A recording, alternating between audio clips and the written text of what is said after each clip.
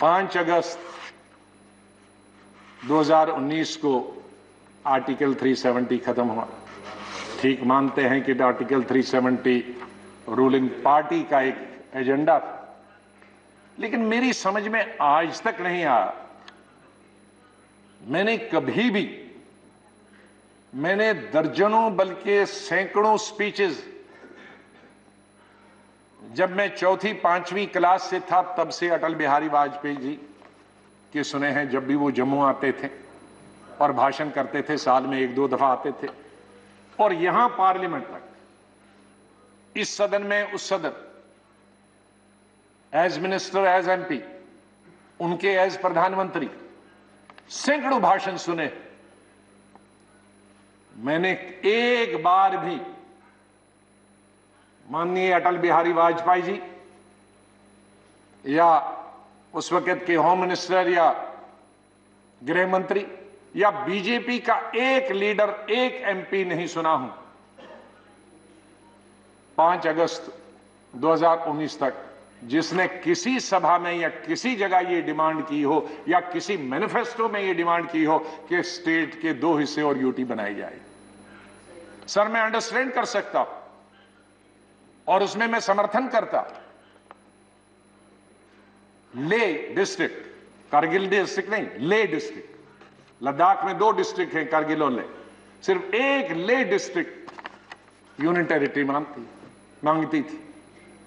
मैं मानता कि अगर गवर्नमेंट ले को यूनियन टेरिटरी देती और स्टेट को नहीं छेड़ती, लेकिन यह मेरी समझ से आज तक बाहर है कि इतनी बड़ी स्टेट जो अकबर बादशाह के जमाने से लेकर आज तक इस कंट्री की सबसे बड़ी स्टेट थी, और शायद दुनिया में दिल्ली के बगैर अगर किसी स्टेट को दुनिया जानती है वो कश्मीर को जानती।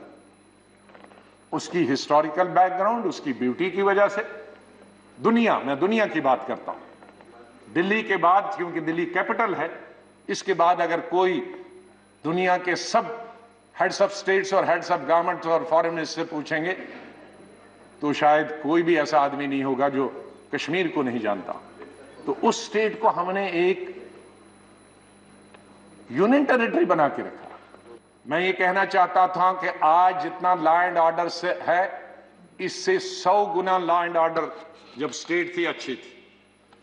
मिलिटेंसी जब गवर्नमेंट थी, स्टेट थी, मिलिटेंसी सबसे कम थी, और आज सबसे हाईएस्ट। डेवलपमेंटल वर्क सबसे अच्छे थे जब स्टेट गवर्नमेंट थी, चाहे कोई भी हो, चाहे बीजेपी और टीडीपी की गवर्नमेंट ही क्यों ना हो। मैं स्टेट रन गवर्नमेंट कहता हूं, कोई चीफ मिनिस्टर के अंदर डेवलपमेंटल वर्क सबसे ज्यादा चल रहे थे। आज कोई डेवलपमेंटल वर्क नहीं चल रहा। कई जो पैरामीटर्स हैं, एजुकेशन से, हेल्थ से लेकर बाकी जितने पैरामीटर्स, मैं उनको दोबारा नहीं बताना चाहता हूं। मैं पिछली दफा इस सदन में बोल चुका। कोई कास्ट, कोई कम्युनलिज्म, कोई जम्मू और कोई कश्मीर के बीच में, कोई हिंदू, कोई मुसलमान, कोई सिख के बीच में लड़ाई नहीं थी। सर, आज टूरिज्म खत्म हो गया। ये अभी कुछ टूरिस्ट गुलमर्ग में हमने देखे, लेकिन गुलमर्ग में कुछ टूरिस्ट जो जाएंगे सीधे एयरपोर्ट से उतरकर गुलमर्ग, वो एक 5 स्टार होटल का भला होगा, उससे कश्मीर के टैक्सी वाले का, टांगे वाले का, दुकानदार वाले का, हैंडीक्राफ्ट वाले का फायदा नहीं होगा। सर, एजुकेशन खत्म होगी। पहले 4-5 महीने तो सब स्कूल, कॉलेज, यूनिवर्सिटी 6 महीने बंद रहे, फिर कोविड आया, उसकी वजह से बंद रहे, अभी तक बंद है।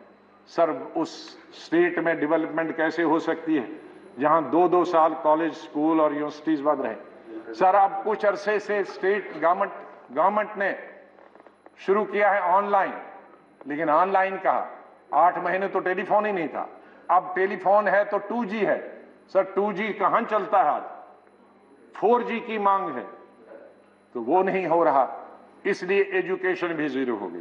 प्राइवेट स्कूल बंद हो गए, क्योंकि प्राइवेट स्कूलों ने गवर्नमेंट बताया है नो अटेंडेंस, नो पे।